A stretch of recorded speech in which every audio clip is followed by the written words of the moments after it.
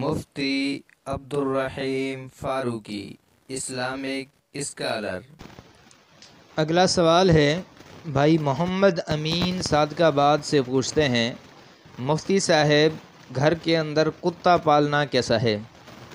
بھائی محمد امین دیکھیں، اگر آپ کا گھر، آپ کا علاقہ ایسا ہے جہاں پر چوروں کی وارداتیں زیادہ ہوتی ہیں اور آپ نے اس نقصان سے بچنے کے لیے کتا پالا ہوا ہے تاکہ یہ چوروں کو دیکھ کر بھونکے اور آپ بیدار ہو جائیں اور اپنے نقصان کو بچا لیں، اپنے گھر کی حفاظت کر سکیں، سامان کی حفاظت کر سکیں، اس اعتبار سے تو کتا پالنا جائز ہے، لیکن شکار کی نیت سے بھی جائز ہے۔